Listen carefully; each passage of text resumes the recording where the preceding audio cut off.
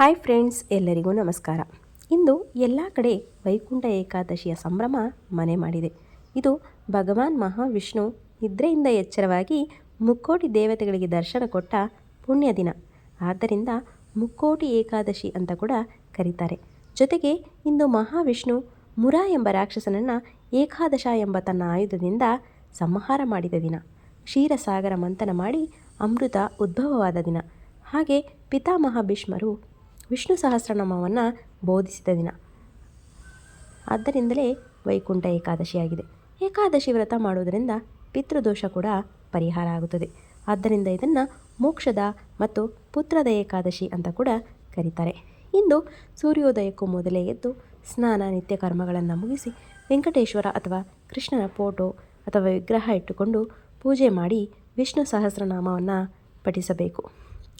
ವೈಕುಂಠ ಏಕಾದಶಿಯ ಉಪವಾಸವನ್ನು ಆಚರಿಸಿದರೂ ಕೂಡ ವರ್ಷದಲ್ಲಿ ಬರುವ ಏಕಾದಶಿಗಳಲ್ಲಿ ನೀವು ವ್ರತ ಉಪವಾಸ ಮಾಡದೇ ಇದ್ದರೂ ಕೂಡ ಈ ಒಂದು ದಿನ ನೀವು ಉಪವಾಸವನ್ನು ಮಾಡಿದರೆ ವಿಶೇಷ ಫಲ ಪ್ರಾಪ್ತಿಯಾಗುತ್ತದೆ. ಅದರಲ್ಲೂ ಧನುರ್ಮಾಸದಲ್ಲಿ ಬಂದಿರುವುದು ಹೆಚ್ಚಿನ ಮಹತ್ವವನ್ನು ಪಡೆದಿದೆ. ಇನ್ನು ವೈಕುಂಠ ಏಕಾದಶಿ ಕುರಿತಾಗಿ ಹಲವು ಪುರಾಣ ಕಥೆಗಳು ಇವೆ. ಅದರಲ್ಲಿ ಒಂದು, ದ್ವಾಪರದಲ್ಲಿ ಶ್ರೀಕೃಷ್ಣನು ಗೋಪಾಲಕರಿಗೆ ವೈಕುಂಠ ದರ್ಶನ ಮಾಡಿಸಿದ ಕತೆ. ಗೋಕುಲದಲ್ಲಿ ಕೃಷ್ಣನ ತಂದೆ ನಂದಗೋಪನು ಏಕಾದಶಿ ವ್ರತವನ್ನು ತಪ್ಪದೇ ಆಚರಿಸುತ್ತಿದ್ದರು. ಒಮ್ಮೆ ಏಕಾದಶಿ ವ್ರತವನ್ನು ಆಚರಿಸಿ ಮರುದಿನ ದ್ವಾದಶಿ ಪಾರಣೆ ಮಾಡಬೇಕಿತ್ತು. ಅಂದು ದ್ವಾದಶಿ ಸ್ವಲ್ಪವೇ ಇತ್ತು.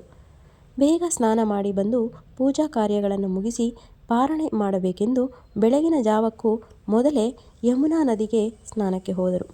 ಅದು ರಾಕ್ಷಸರು ಸಂಚಾರ ಮಾಡುವ ಸಮಯವಾಗಿತ್ತು. ನಂದಗೋಪನು ನೀರಿನಲ್ಲಿ ಮುಳುಗಿದಾಗ ವರುಣ ಎಂಬ ರಾಕ್ಷಸನ ಸೇವಕ ನಂದಗೋಪನನ್ನು ಹೊತ್ತೊಯ್ದು ವರುಣನಿಗೆ ಒಪ್ಪಿಸುತ್ತಾನೆ.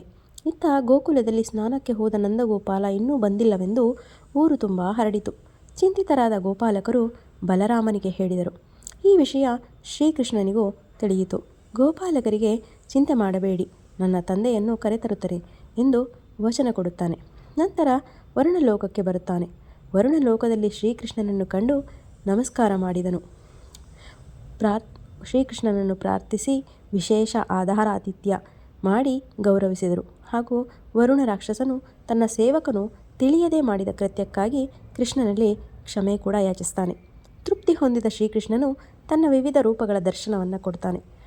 ವರುಣನನ್ನು ಕ್ಷಮಿಸಿ ಆಶೀರ್ವದಿಸಿ ತನ್ನ ತಂದೆಯನ್ನು ಕರೆದುಕೊಂಡು ಯಮುನಾ ದಡಕ್ಕೆ ಮರಳಿ ಬರ್ತಾನೆ.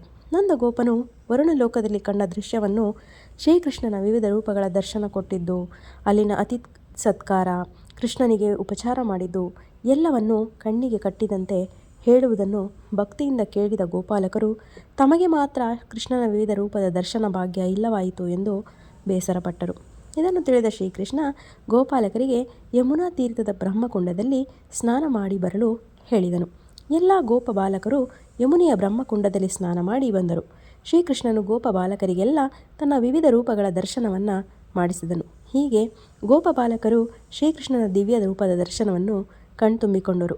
ಇದು ನಡೆದಿದ್ದು ಇಂದಿನ ಭೂ ವೈಕುಂಠ ಎಂಬ ಪ್ರಸಿದ್ಧಿ ಪುಣ್ಯಕ್ಷೇತ್ರವಾದ ತಿರುಪತಿಯಲ್ಲಿ. ಗೋಪಾಲಕರಿಗೆ ಶ್ರೀಕೃಷ್ಣನು ದಿವ್ಯ ದರ್ಶನ ತೋರಿದ್ದು ವೈಕುಂಠ ಏಕಾದಶಿಯಂದು. ಹೀಗಾಗಿ ಭೂ ವೈಕುಂಠದಲ್ಲಿ ನೆಲೆಸಿರುವ ತಿರುಪತಿಯ ಶ್ರೀನಿವಾಸನ ದರ್ಶನ ಪಡೆದವರಿಗೆ ಪುತ್ರ ಪೌತ್ರದಿ, ಸಂಪತ್ತು, ಅಭಿವೃದ್ಧಿ, ಆರೋಗ್ಯ ಭಾಗ್ಯ ಸೇರಿದಂತೆ ಸಕಲವನ್ನು ವಿಷ್ಣು ಕರುಣಿಸುತ್ತಾನೆ ಎಂಬ ನಂಬಿಕೆ ಇಂದಿಗೂ ಕೂಡ ಇದೆ.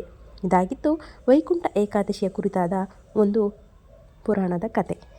ಈ ವ್ಲಾಗ್ ನಿಮಗೆ ಇಷ್ಟ ಆಗಿದೆ ಅಂತ ತಿಳ್ಕೊತೀನಿ. ಇಷ್ಟ ಆಗಿದ್ದರೆ ಪ್ಲೀಸ್ ಲೈಕ್ ಮಾಡಿ, ಶೇರ್ ಮಾಡಿ, ಹಾಗೆ ಸಬ್ಸ್ಕ್ರೈಬ್ ಮಾಡಿಕೊಂಡು ನೋಡಿ ಅಂತ ಹೇಳ್ತಾ ನನ್ನ ಈ ವ್ಲಾಗ್ನ ಇಲ್ಲಿಗೆ ಮುಗಿಸ್ತಾ ಇದ್ದೀನಿ.